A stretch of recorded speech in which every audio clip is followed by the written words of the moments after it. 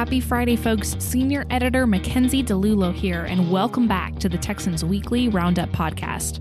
This week, the team discusses Lieutenant Governor Dan Patrick calling Abbott's plan to abolish property taxes a fantasy, the lawyers for Attorney General Ken Paxton appearing at the Texas GOP headquarters to criticize his impeachment, a Texas lawmaker asking the governor to add vaccine mandate bans to the special session agenda, Senator Ted Cruz criticizing a new law in Uganda that increases criminal penalties for homosexuality, Abbott signing into law a ban on child gender modification in Texas, the replacement for the state's Chapter 313 school district tax break program, a slate of new public safety laws that cracks down on street racing and rogue district attorneys, the journey of a bill to expand police records disclosures to the governor's desk, the legislature's market reforms to the state's ERCOT power grid before the sweltering summer, a new alternative to the Texas Association of School Boards, and 2 Houston women sentenced to a decade each for drug trafficking and conspiracy. As always, if you have questions for our team, DM us on Twitter or email us at editor@thetexan.news. We'd love to answer your questions on a future podcast. Thanks for listening and enjoy this episode. Howdy, folks. Mackenzie here with Brad, with Cameron, with Hayden. I almost forgot to press start on the podcast for Matt Stringer specifically. So, Matt, you're joining us from West Texas. We appreciate you jumping on. You'll be working for West Texas for a little while here. We miss you in Austin and all your shenanigans. Yeah, it was a lot of fun, but I like being back in the countryside for a little bit. Yeah, got some breathing room.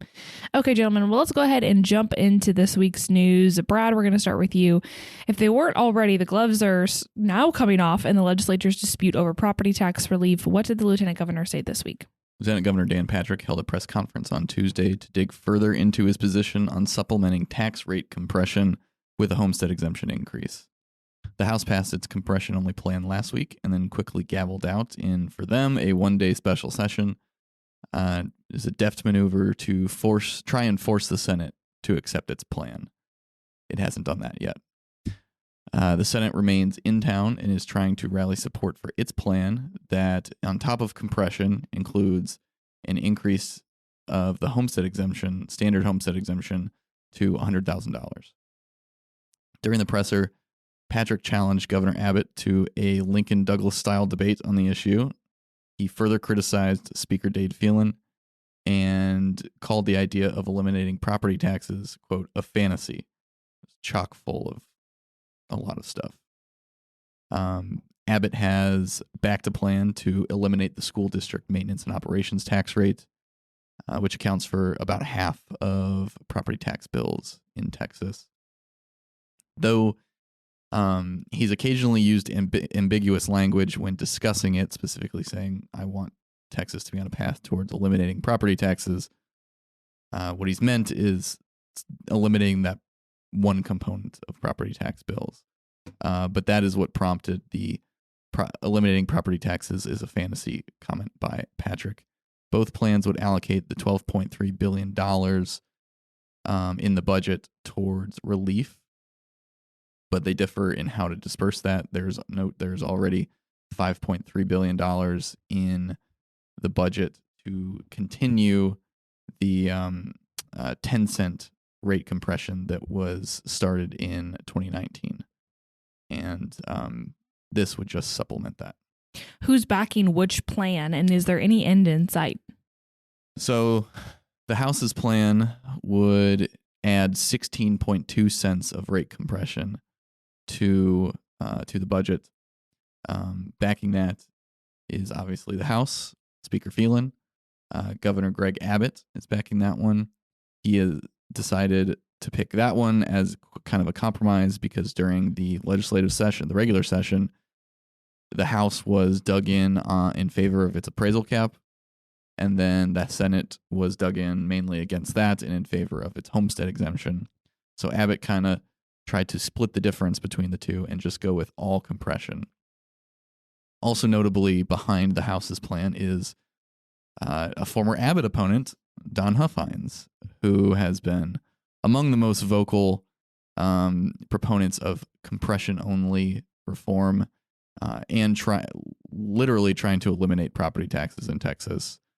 all regular session and before then too during his gubernatorial campaign. But it's interesting to see those two on the same side on this. On the flip side is the Senate, the lieutenant governor, and in his personal capacity, Texas GOP chair Matt Rinaldi.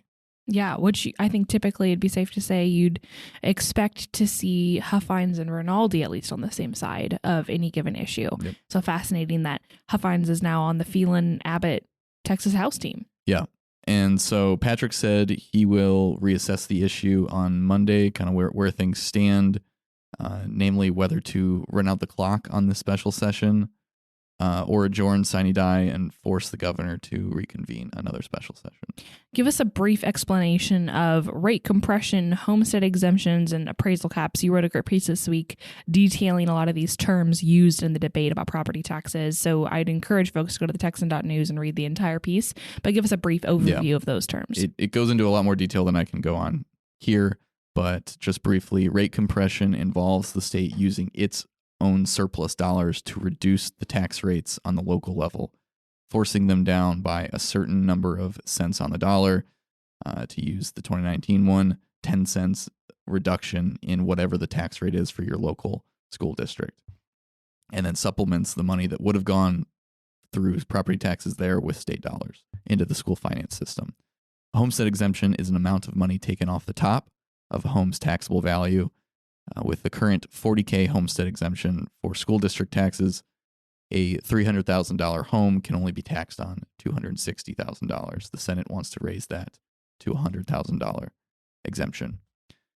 An appraisal cap, which is currently dead and going nowhere, limits the increases in the taxable value of a property year to year.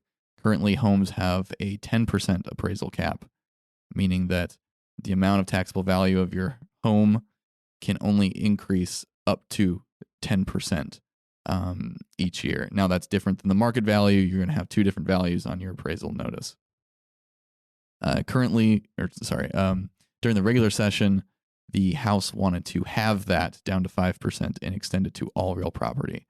Currently only homesteads benefit from this. So that's a brief overview, but go check out that piece if you want more details on it. Awesome. Thank you, Bradley. Hayden, Attorney General Ken Paxton's attorneys came out swinging at a news conference this week. What did they have to say?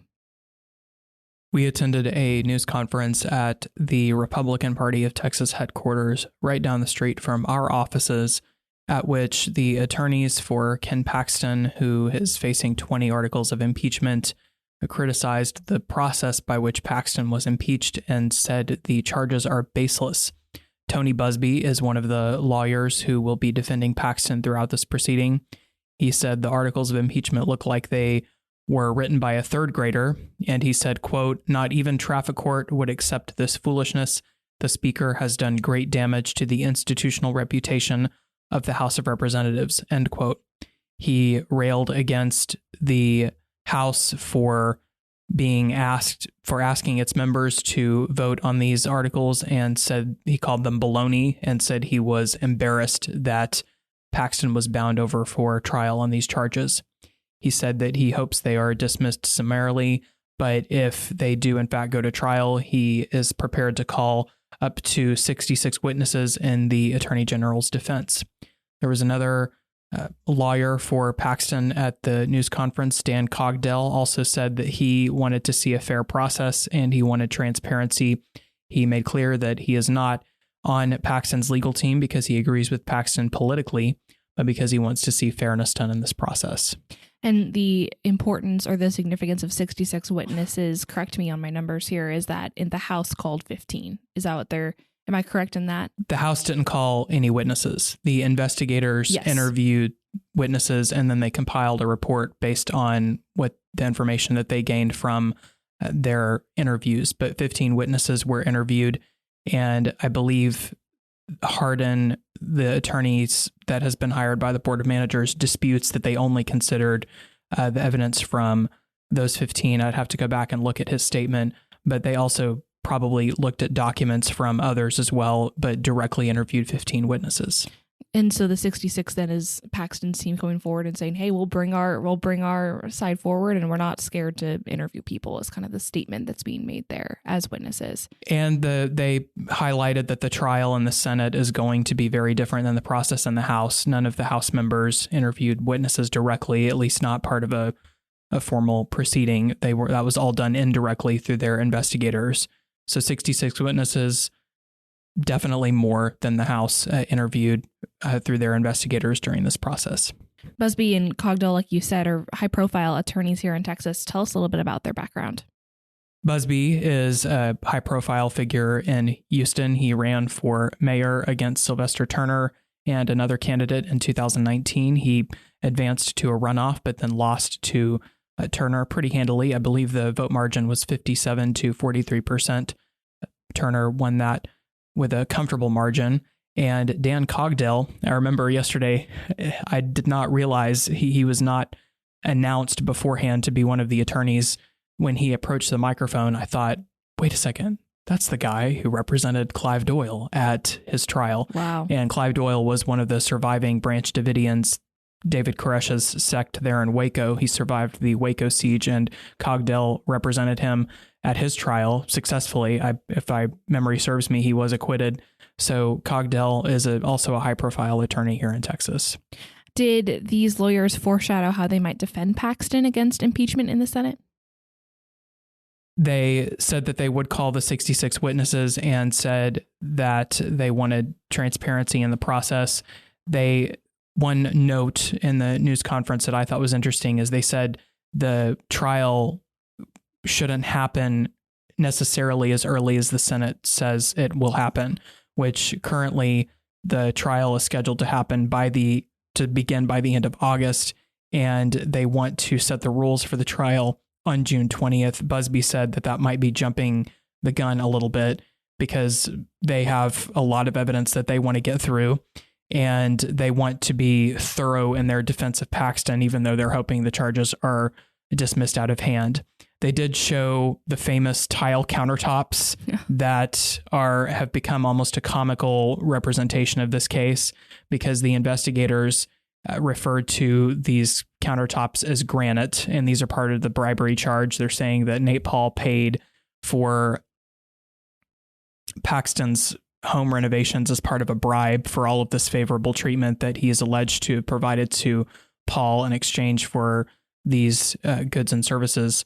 And the countertops have become a symbol of the defense of Paxton, saying that they can't even get the small detail right. How are they going to get these big details? They want the public to believe that they are correct on the 20 articles of impeachment when they weren't thorough enough on this small matter, which is the argument that they're making. And then they said that Paxton never made motions for a continuance in his securities fraud case, and that the delays were out of his hands.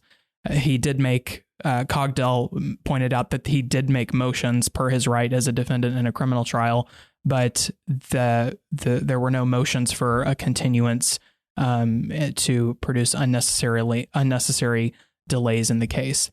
But then Hardin came out with a statement on Wednesday evening refuting much of what was said. He said that the House members were given several days to review the transcript of the testimony, and that he sort of mocked the statements that they made and said that people should go watch My Cousin Vinny, the opening statements in My Cousin Vinny, as a reflection of Cogdell and Busby's arguments. So not particularly responding to the substance, but just kind of ridiculing them for having this press conference at RPT headquarters. It's going to be fascinating to watch lawyers take over the legislature in this way. Not the ones elected. To be fair, there are many lawyers elected to state office, but to watch a trial go down in this way with high-profile lawyers that a lot of Texans are familiar with, either geographically in certain parts of the state or just because of the previous clients they've represented. These are very high-profile folks who will be battling it out with rhetoric.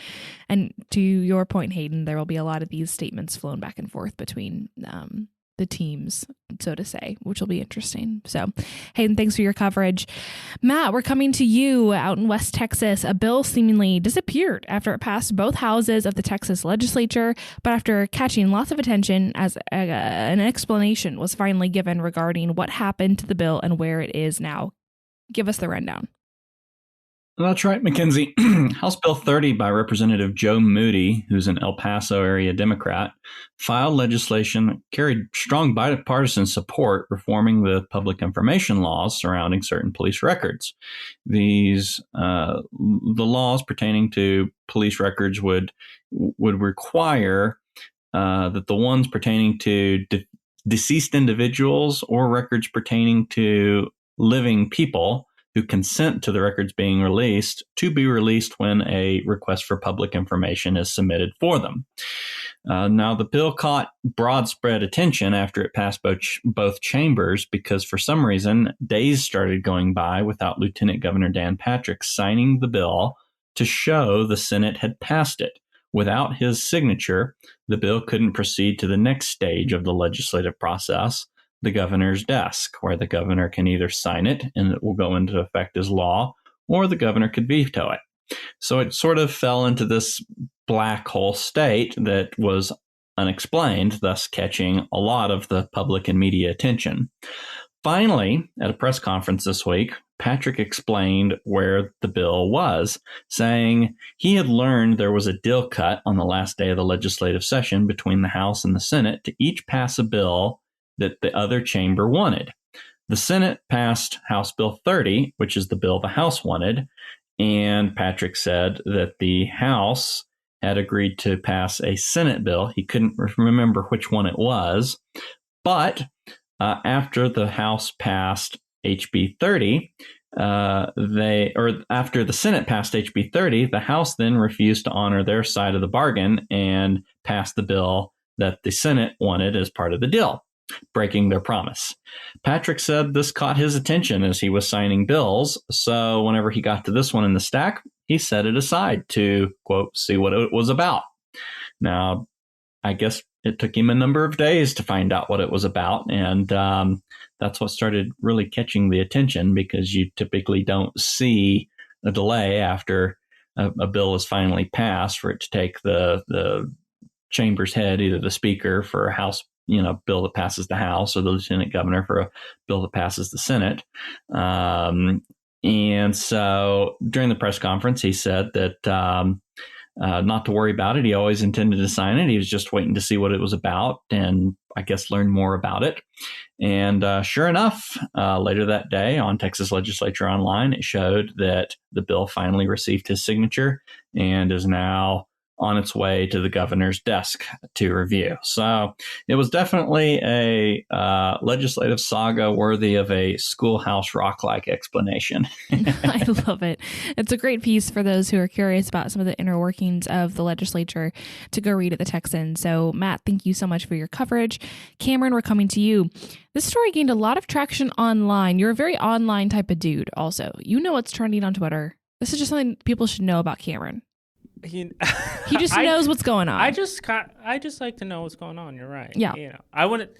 There's some people that are in the political sphere that are terminally online. Yes. They never leave. Yes. I touch grass. Yes. I touch grass. Cameron does like to bike and hike and do outdoorsy type of things anyway, but that's very true. You're not chronically online. You're just very tuned in. Yeah. You're very aware. Although you weren't aware of the tiger shark video I told you about. Well, I'm not on TikTok. Yeah. Well, this was on Twitter. This was on Instagram. This was on Facebook. I'm sure it was everywhere. Okay. News. I'll show it to you. Yeah. Maybe we can talk about it later. We'll talk about it later. I have a story for our tweetery, maybe. Yeah, this is a little foreshadowing of our tweetery section for sure. But Cameron, this story gained a lot of traction online due to the confusion that stemmed from this law itself in Uganda. Tell us about what went on with Ted Cruz and what does this Ugandan law even do? Yeah, so Ted Cruz posted a Twitter thread last week condemning this Ugandan law that would imprison an individual who commits the offense of homosexuality. And the person, if convicted, would be convicted for life. And a person found guilty of aggravated homosexuality they would be subject to, this is in the law, suffer death. And so the confusion online with the Twitter thread and with many of the other outlets that were reporting on this was with the term aggravated homosexuality. And so it took me a while to actually track down this bill. I had to do a lot of digging because a lot of the other outlets, they were reporting on other reports on other reports. And so I wanted to get my eyes on the actual law that the Ugandan parliament had passed. So as many were reporting, being gay in Uganda is still penalized under Uganda's constitution. This new law and the terminology of aggravated homosexuality is defined in the bill as someone who commits an act to a child, to someone with mental illness, or is under the influence, or is a relative of the victim. So that just gives some context to that term that was being thrown around and causing a lot of the confusion. And Cruz, he was not alone coming out and condemning the law. President Biden issued a statement from the White House. Other world leaders also tweeted similar things. But a lot of the online fodder really started once Cruz engaged in a back and forth on Twitter with a pastor where they were essentially exchanging Bible verses with each other to support their sides of the argument. So Cruz, he's been fairly consistent with his views of religious and political liberty. Just for some additional context, he voted no on the Respect for Marriage Act, and his reasoning for that was it would set the stage for the IRS to target people of faith and deny tax-exempt status. He has also criticized the Supreme Court's Obergefell versus Hodges ruling and called it an overreach of the courts, and has said about a lot of these issues that it should be left to the state. So this Twitter interaction we're all seeing is consistent with a lot of the things he said in the past. Yeah, absolutely. Well, thanks for your coverage of that. It definitely was made quite a flurry of activity on Twitter. Yeah. It was fascinating. Cameron, we're going to stick with you. Governor Abbott signed Senate Bill 14, the ban on gender modification for children, which will go into effect September 1st. Tell us a little bit about this bill. We've covered it extensively, but now that it's law, or it's about to be law, tell us about its long journey to the governor's desk. Yeah, so just a quick reminder for our listeners, the bill would prohibit doctors from performing surgeries or administering puberty blockers or cross-sex hormones to children under 18 for the purpose of gender transition. This bill really was a win for the grassroots conservative groups who have been very vocal about the issue. And what's interesting is we're seeing a lot more of these culture war issues make their way into the legislature. And like you said, it was an uphill battle with this bill as long hours of public testimony. There were protests, there were arrests, there were multiple blocks on the floor by House Democrats. There was intra-party conflicts over some of the amendments proposed and the language in the bill, but it eventually was passed, and now it's going to be making its way into law. What's next with this law?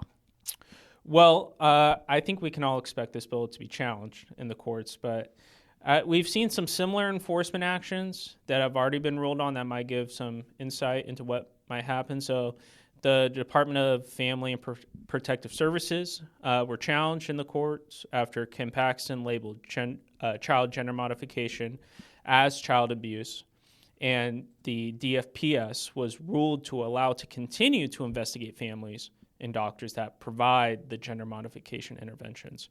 And we've seen Paxton continue to launch investigations into Texas hospitals that have been administrating these types of treatments. So we're sure to see this continue and the challenges coming up in our judicial system. So it's the issue. It's not going to be going away. Absolutely. Cameron, thank you for your coverage. Brad, another bill signed into law this week includes the property tax break program that will succeed Chapter 313. Tell us about that. In a closed ceremony on Wednesday, Governor Abbott signed HB 5 that will create a new abatement program between school districts and companies. An abatement is a decade-long reduction in the taxable value of a property. It's intended to attract business development in Texas. The new version provides for 50% abatements. I think it was up to under 313, it was up to 80% abatements. And these new 50% abatements would last over a decade. Eligible projects for those agreements include construction of a new or expansion of existing facilities under the categories of manufacturing, dispatchable generation, natural resource development, technology innovation, and critical infrastructure facilities. I think it's important also to note that these are agreements between the company and the school district. Though with the new version, there are a lot more parties involved. Does this new version solve any of the concerns that a lot of critics of Chapter 313 have had in the past? Well, one segment of critics believes that the entire idea of a tax incentive program is not worthwhile or flawed. Kind of the original sin of the program was just existing, that it was providing these breaks, picking and choosing winners and losers. However, among the legislature, most concerns about 313 that caused it to not be renewed in 21, I think, have been addressed, hence why this was signed into law. The new version seems to address the three main flaws of 313 as cited by legislators last session. It excludes renewable generators, which accounted for more than 2/3 of all 313 agreements during its 20-year lifespan. That was a hard line drawn by Patrick in the Senate, as well as many in the House. Even Abbott, as well, came out against including renewables. It sets a higher job creation standard and eliminates the ability of ISDs to waive those standards. Nearly every renewable project that got a 313 had the job creation standard waived, frequently promising only to create 1 or 2 permanent jobs. Finally, it gives the state, specifically the comptroller and the governor, veto power over these agreements. Under the old version, the governor had no role, and the comptroller's role was more ministerial. So overall, I think legislators who were not happy with 313 but not opposed to a similar type of economic development program, their concerns have been absolved here with this.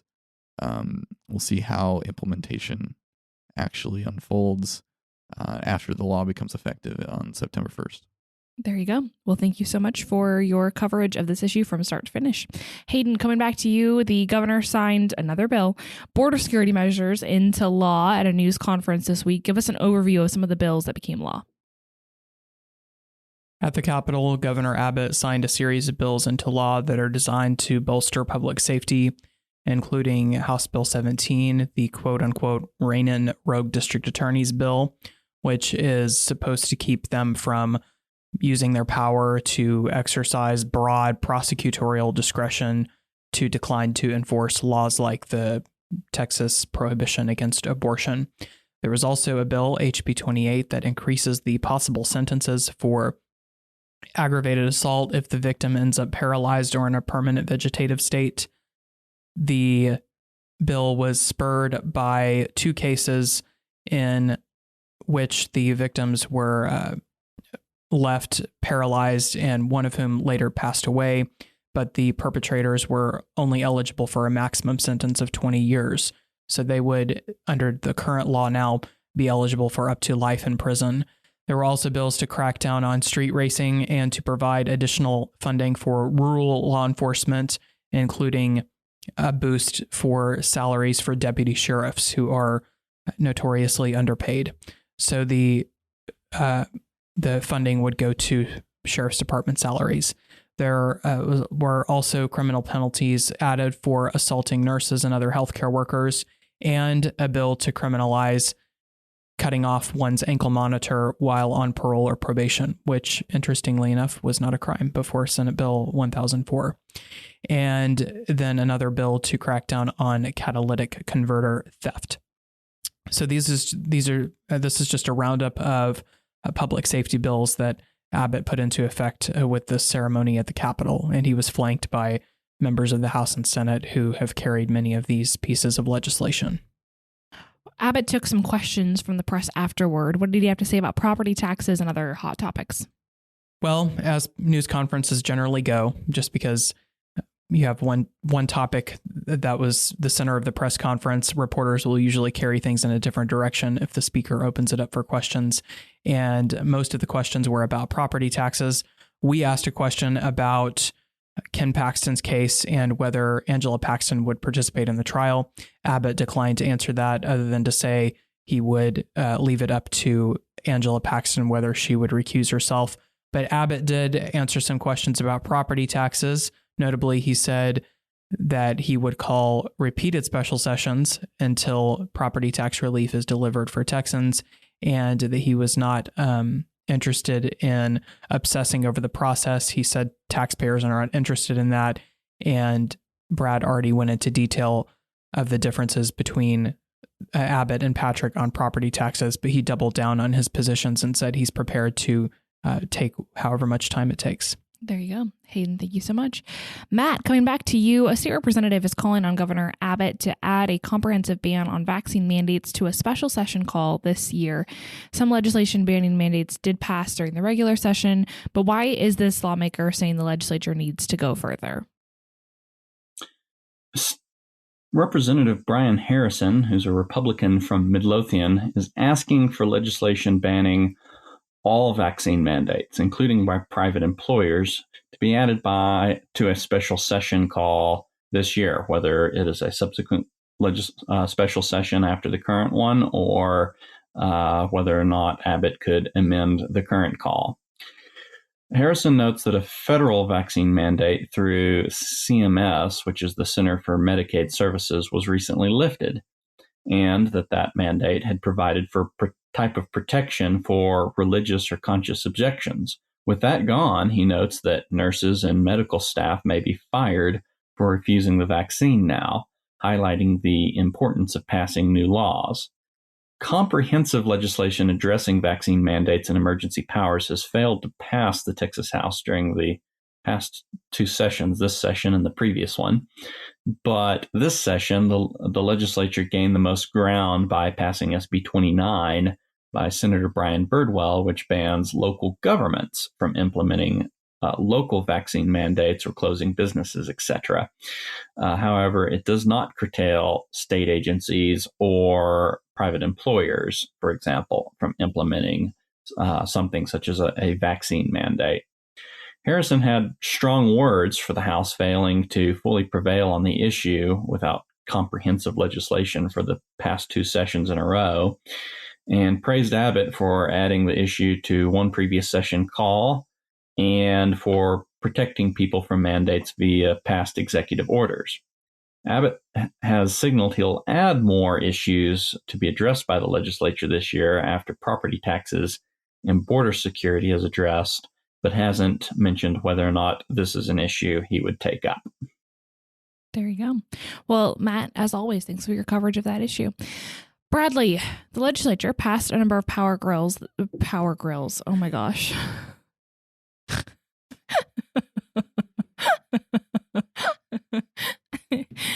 I'm hungry for some hamburgers. Are you firing up your Power Grill for some barbecue? Power Grill. Sounds like some extreme cooking going on there. Yeah, Power Drill. I don't know what I was thinking. You Grid were combining bills. Power Grid and Power, or you were Grid and Bill, basically, was what was going on, I think. Oh my goodness. I'm going to blink a few times before I read more. Brad, the ledge passed some Power Grid bills. Do you know about them? I might know something about them. Do you know about them? It's how my mom talks. She goes, do you know about them? Give us a rundown. Well, do you there were no grills in the making of this story. Was this the best intro I've ever given you? Yes. Okay, good. Now I really want to spend all weekend grilling.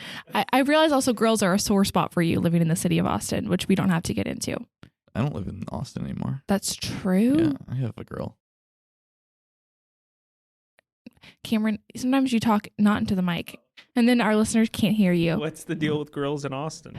Now Brad will get on his soapbox. Well, if you must. Back when I lived in an apartment, I brought my grill down from Cincinnati when I moved here, but I had to get rid of it because my apartment complex would not let me have it.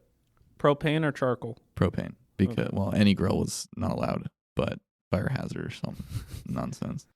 But that was a city regulation. hence the disdain for the city of Austin on prohibiting grills.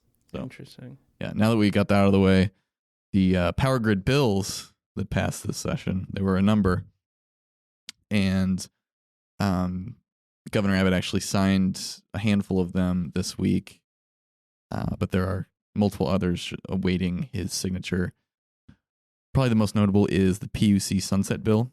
Rather than SB 7 was one of the bigger bills towards the end of session on power grid stuff. There was a lot in it. The Senate, that was the one that the Senate basically tacked onto the PUC sunset bill to make sure it gets across the line.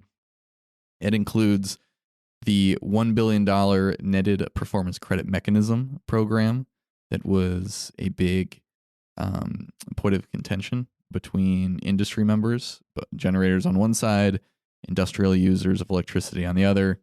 But that was passed in the PUC sunset bill, along with a new ancillary service market, which is just a segment of generators set aside to kick on when conditions get tight and they trade electricity on something that is on a market that is different from the wholesale ERCOT market that we normally think of when we talk about this. It also includes a kind of firming requirement. I know there are some, such as those at TPPF, that wish it was stronger, more stringent, but it does have a firming requirement in there that requires these generators to either supplement their main generation if it goes offline with backup generation, or purchase electricity from elsewhere and to fulfill their commitment to power however much they have, to supply however much electricity they have promised to the grid. That is mainly aimed at wind and solar, which ebb and flow with the intermittence of the weather. And then a fourth aspect of this was the study on cost allocation. That's something that Governor Abbott called for back in July 21. Cost allocation of reliability to renewables, specifically that when they don't perform, the cost incurred by the state to bring on these ancillary service backup generators should be allocated to the renewables, who, in the eyes of Abbott and others, cause the unreliability of the grid. Additionally, there was the Senate's $5 billion power grid or a natural gas plant loan program that was passed. That was, we talked about HB 5 earlier. That was kind of the piece that the Senate got through the House in exchange for the Chapter 313 replacement to go through. Also included is a ban on hostile nations from connecting to the ERCOT grid, whether it's through an individual associated with them or through a company associated with federally declared hostile nations. And then finally, there is an aspect of transmission allowance, specifically the PUC establishing a program to help utilities finance transmission lines, which gets electricity from the point of generation to the point of consumption in the population centers. So it's very costly. This should help with that. Overall, you can there's more details on this in the article that I wrote, but overall, none of this really will become effective or truly felt by the time the summer hits, the summer heat. And so grid regulators are very concerned about the ERCOT grid's ability to meet demand with dispatchable supply. And so they've issued the warning that we're going to be relying on wind and solar, wind especially when the sun goes down in the hot July and August heat. So we'll see how it goes, but a lot more reticence this summer than last summer. Also, is it just me, or has it been relatively cool considering the time of year it is? Yeah, it has been. Okay, great. No one else has any opinions about this. Cameron, I know you're new to the block, but I was hoping it was going to be hotter sooner. Yeah, it feels like it's very, like I went home to Arizona to, long story well, it's not a long story. My brother got engaged. It was awesome. Saw my family. It was like 93 degrees. Thank you. Yeah. It was 93 degrees. It was kind of long there. Though. Like I'm bored now. It was a really long, drawn out story. I don't know why I said it was a long story. It really wasn't.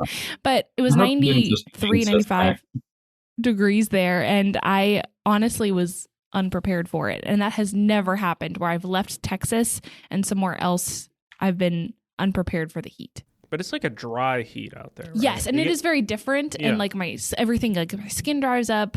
Everything is weird. But I usually, like, the heat is still heat, right? And it's hot here. I don't know. It just seems very temperate right now. Hayden, I hope you just didn't jinx us. What, Matt? Oh, don't jinx us? I hope you didn't just jinx us. Because Mother Nature in Texas is probably listening to you right now thinking, I'll show her. It's June. Like, this is wild. Yeah, Mother Nature is a fan of the Texan podcast, so we got to be careful. That's true. Okay, well, now that I've successfully tangented us, Cameron, a new school board policy and curriculum group has seemed to pop up out of nowhere. Tell us a little bit about why and where this group came from. So the organization, Texans for Excellence in Education, TEE for short, came across my radar after I saw a few state legislators tweeting about it last week. And TEE seems to market itself as an alternative to TASB, which has come under some criticism. And TASB is Texas Association of School Boards, correct? You got it. Boom. Because, they've been under the spotlight because of their transgender student policy and some issues with parental transparency. We saw Carroll ISD be a school district whose board voted with the intent to leave TASB after people like Rep. Brian Harrison call out TASB and advocate for school boards to leave the organization. So what are some of the things TE offers that is different than TASB? Well, they propose a comprehensive transparency and ethics policy where they ensure all meetings are recorded and live streamed. School districts will be subject to the Texas Open Meetings Act and Texas Public Information Act.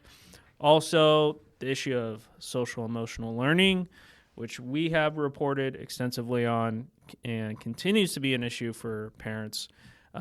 TEE says it'll offer a classical social and emotional learning policy that will focus on critical thinking and rational analysis, as opposed to what we have seen with the increased focus on DEI or diversity, equity, and inclusion models.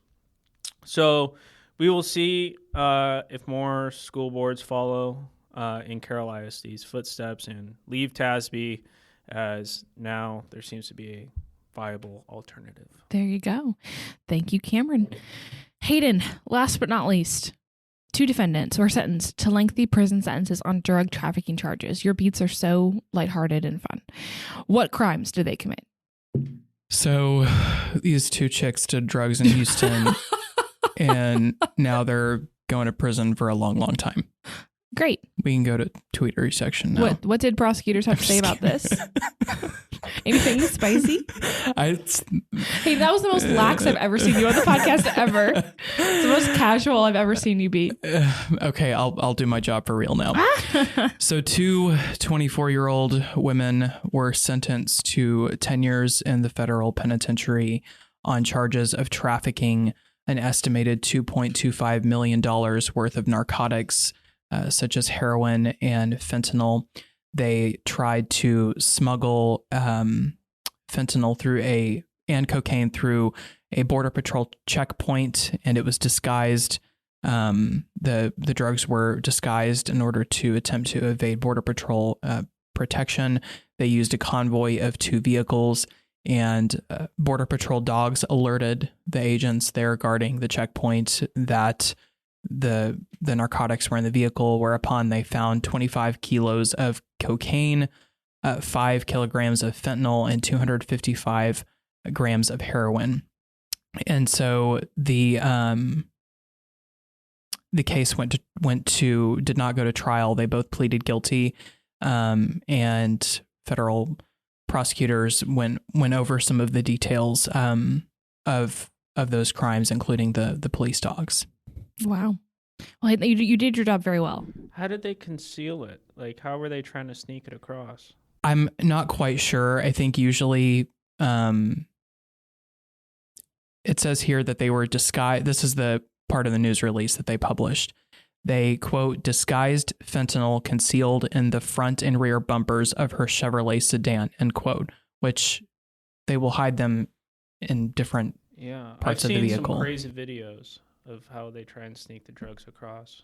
Yeah. It's wild. Like fake fruits and vegetables they'll hide. We covered a story once of them trying to smuggle drugs in an onion shipment. Wow. So they will I forgot about that story. use all kinds of methods to try to get stuff across the border. Onions. I never thought the word onions would be in a headline of ours. And yeah, there you go. Okay, well, now we will move on to the tweetery section. We're going to save yours for last, Cameron, because I have a lot of thoughts about That's sharks. why I put it in there. Yeah, exactly. Thank you. Matthew, why don't we go to you? Tell us, I love how you oftentimes have the Texas Parks and Wildlife Department in your tweetery section. Tell us about what you have this week.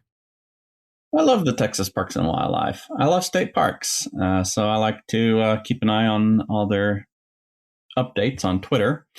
And looks like they've acquired a few new parcels of land around the state for some new state parks, including their latest acquisition, which is a 17,351 acre Powderhorn Ranch, which is one of the largest remaining tracts of unspoiled coastal prairie land in the state. It says that a coalition of conservation groups helped make the purchase possible, and that the new state park should be opening soon. They also listed 5 other new state parks that are going to be opening up around the state. And so I'll retweet the link, and should be an interesting little read about some new wilderness, new lands for Texans to go explore. I love it. Awesome. Bradley, what do you have? So this week was quite the week in terms of sports news. Lionel Messi, arguably the greatest soccer player in the world. Is that how you say his name? Yeah. Lionel? Yeah. Not Lionel. No, that's the Americanized version. Again, you boys keep me educated. Yes, so you're welcome. I'll educate you on something else after this. It's the PGA and Live merger. Okay, I saw, was it McIlroy saying something about this week? Rory McIlroy? Yeah. Yeah. Okay. It was interesting. What I don't did know he that say? much I about didn't it. see what he said. He said something along the lines of, oh, dang it, I'm going to butcher this, and then you're going to go watch it, and you're going to fact check me, and then it's going to be a conflict between us. So embarrassing. It will be. He was basically just talking about it because he declined to go, money was thrown at him, and he declined to go to Live, right? Yes. So he was talking about that, and a reporter asked him if those offered contracts with Live should be made whole by the PGA. I believe that's what he asked. And I think Rory said yes, but also it's not really, he answered but declined to answer at the same time. But I don't know enough about the negotiations to get into it. I was going to ask you or my brother-in-law, but it was fascinating. Well, I guess we'll get into it now. Yeah, bring it on. So a couple of years ago, the PGA is the Professional Golf Association. It's the governing body for professional golf, and it has existed without competition for decades. I'm not sure when it was created, but it's been around for a long, long time. And players are paid through the PGA, both in winnings for each tournament that they win, but also rankings and all this stuff. It's very complicated, but that's what has been running professional golf for years. But a couple of years ago, the Saudis started their own competition for the PGA, which is called LIV. I'm not sure what the acronym stands for, but it was run by, what was his name? A former professional golfer who is kind of a black sheep of the golf community.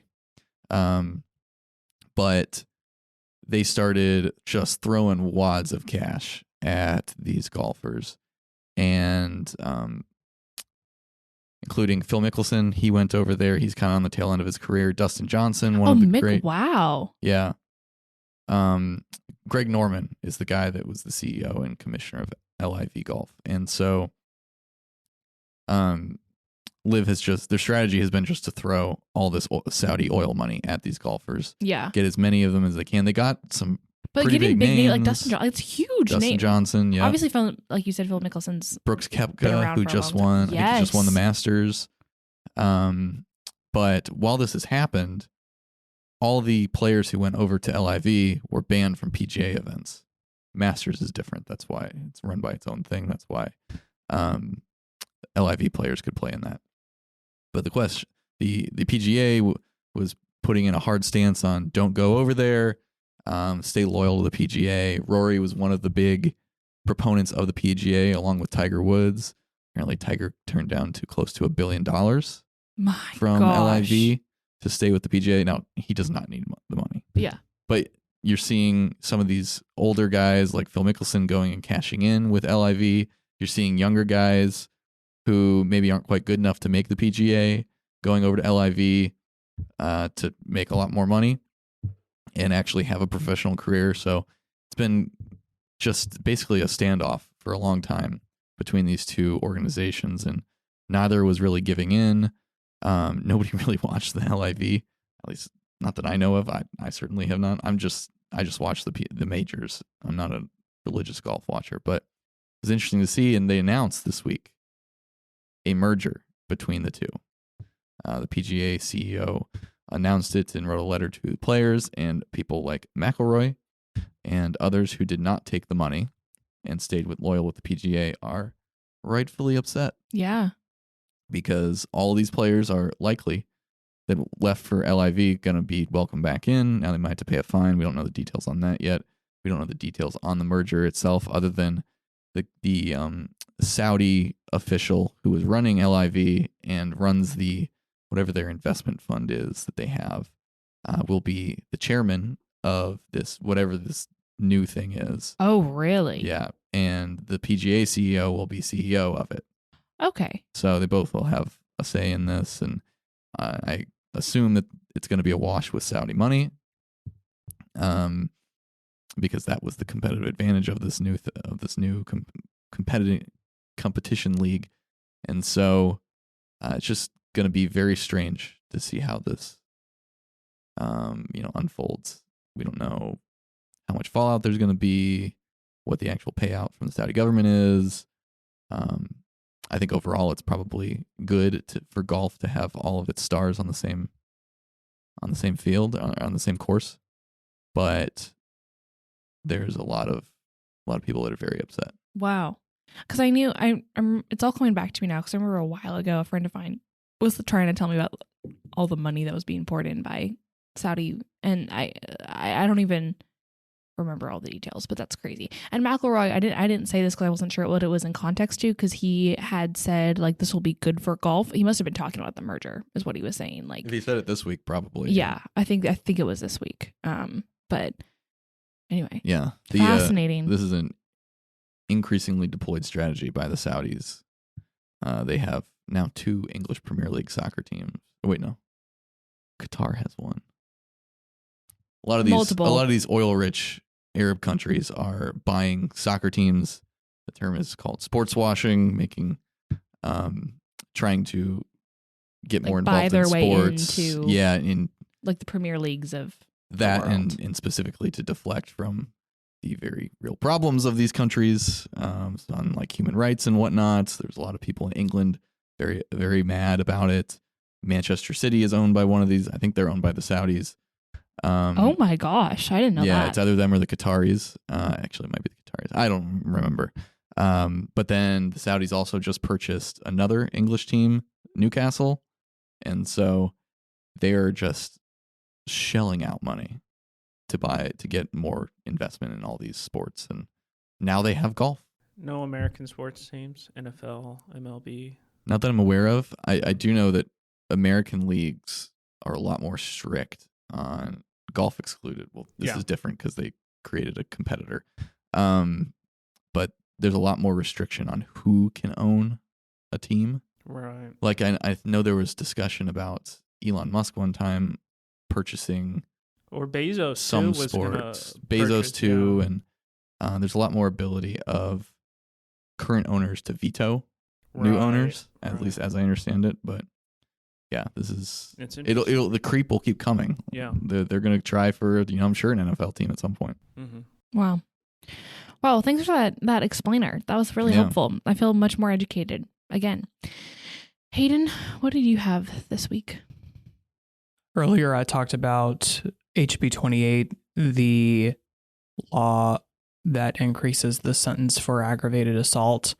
And we were able to get a picture of Brandy Todd with Greg Abbott as he was signing this into effect. And the law, the Todd Hoagland Act, is named in part after her. She survived just a horrific assault in Stephenville. Slauson said, "Grateful to see the Todd Hoagland Act signed into law. It's truly been an honor to work with these incredibly determined families to strengthen aggravated assault laws," end quote. And I remember Brandy Todd's testimony when this bill was in committee. Her story is incredible, and she is just smiling ear to ear in this picture with Greg Abbott. And I think it's an incredible testament to someone taking something terrible that happened to them and turning it into something good and embodying what it means to be a survivor. And it was inspiring to see her sit up straight, smiling next to Greg Abbott, and have this triumph over what was a horrific and violent attack. And I was impacted by her story, and I think anyone who heard her testimony would be as well. Yeah, absolutely. And I know you've covered a lot of those bills that have made their way through the legislature, so folks, make sure and go read that coverage from Hayden. Cameron. Yes. The long-awaited tweetery that I have been so excited to talk about. Yes. Tell me about this. Well, you mentioned earlier in this podcast how I'm online a lot, and I'm paying attention to things. This came across my timeline that shark attacks have been occurring in Texas. You don't usually associate sharks in Texas. Yeah. At least I didn't before I came out here. I would have been more prepared. But does that count the sharks at the Capitol? Ooh. Hayden, That was so ominous. Hayden just raised his little eyebrows like, that's right. Well, so Texas took the 6th spot in this. 50 states. Yeah, 50 states. And so there has been 40 unprovoked attacks, shark attacks here in Texas. You know, I was thinking Hawaii's got to be number 1. But no, it's California. And then number 2, Florida. But when I brought this up earlier, you were saying you've gone down some rabbit holes. Major rabbit holes. Tell us about some of these rabbit holes. I just sent y'all a video. This video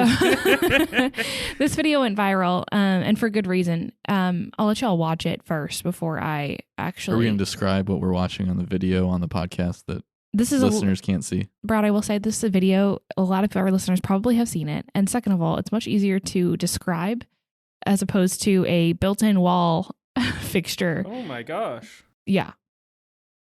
So that folds into a wall, Bradley. You're really digging up really old bones here. He is. He brought it up. You did. Yeah. That's true. Okay, y'all are really digging up really old bones. Yeah. Have you guys seen the video? Cameron did. You just watched it. I'm on 22nd 23 in the 2-minute video. It's 2 minutes long. Well, you just need to see the initial attack of these sharks. Can you say that again? Attack. Just a guy trying to enjoy his kayaking. Looks like he's prepared out there. That kayak is chock It's major. full. Yeah. Oh yeah. He's knows what he's he's going to be doing. out there for a couple hours. Yeah. You know, maybe the shark smelled that. Maybe he was cooking something. Well, I think the Who shark, knows?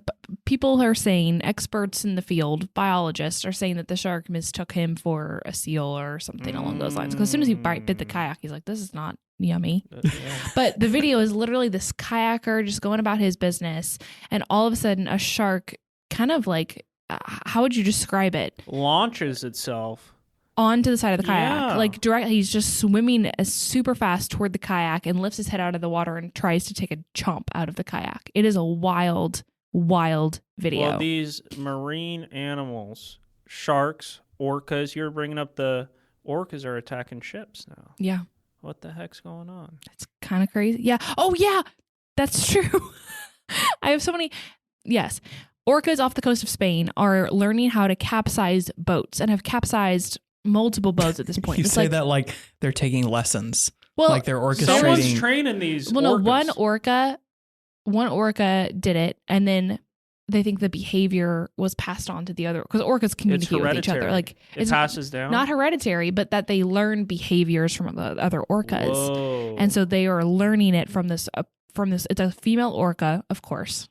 Not to toot our horn, but she Yeah. learned how to do it and then passed it on to all the other orcas out off lady the coast orca. of Spain. Yeah. Yes, and they're and you can watch videos of these orcas capsizing boats. Yeah, Matt. Have you ever seen the nature videos? I'm trying to think. Maybe it's like Nature on PBS or whatnot. But there was this one that was either in Antarctica or one of the two poles. But there was like a seal on a little iceberg out in the ocean, and the orcas Yes. were hunting it in a pack. And they get together and they create a tidal wave to try and wash the seal off the ice block. And the seal will wash off and then jump back on real quick. But, it's something similar to that. Yes, exactly. It's the orcas are brilliant in their hunting methods. Is the next step sharks with laser beams on their foreheads? No, sharks Whoa. are too dumb. Dr. Orcas Evil are very already smart. tried that. Thank you. Thank you for getting that. Oh, I was just being like, Also, no, orcas now are so who's smart. obsessed with animal facts? When have I love animal facts. Brad, That's not what I'm if saying. I criticized you about it, wait, what are you talking about? You criticizing me for all of my stupid animal facts. I don't remember your stupid animal Like, facts.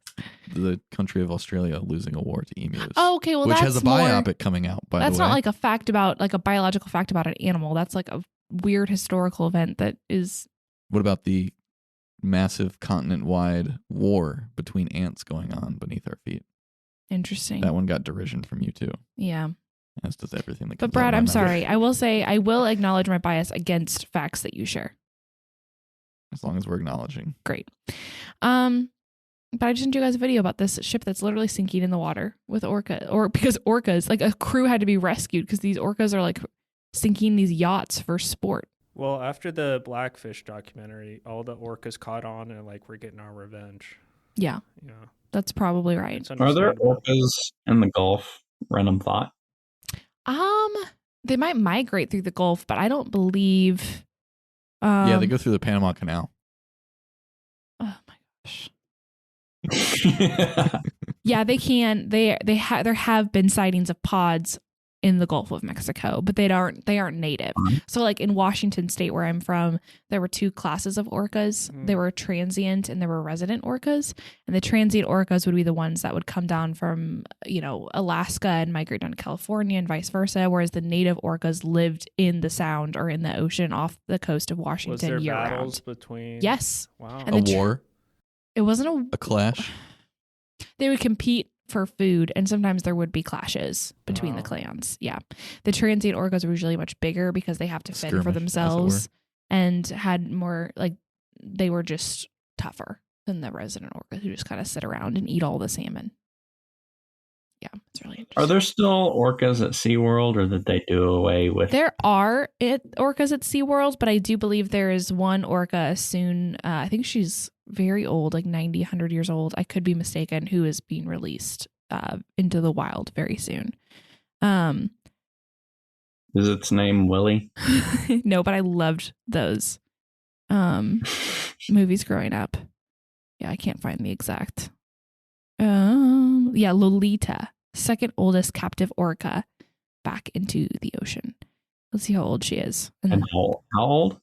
I'm trying to find it. I would be surprised if orcas live that long. That's impressive. How old is she? Years.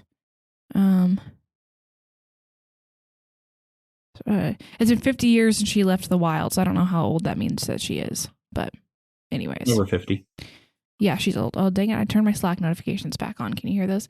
Okay, well, folks, thanks for bearing with us. Cameron, thanks for choosing a really fun tweetery that I like to talk about. You're welcome. That was fun. It was fun. Folks, thanks for listening to us blather. That is particularly true of today, and we will catch you on next week's episode. Thank you to everyone for listening. If you enjoy our show, rate and review us on Apple Podcasts, Spotify, or wherever you listen to podcasts. And if you want more of our stories, subscribe to The Texan at thetexan.news. Follow us on social media for the latest in Texas politics, and send any questions for our team to our mailbag by DMing us on Twitter or shooting an email to editor@thetexan.news. We are funded entirely by readers and listeners like you, so thank you again for your support. Tune in next week for another episode of our weekly roundup. God bless you, and God bless Texas.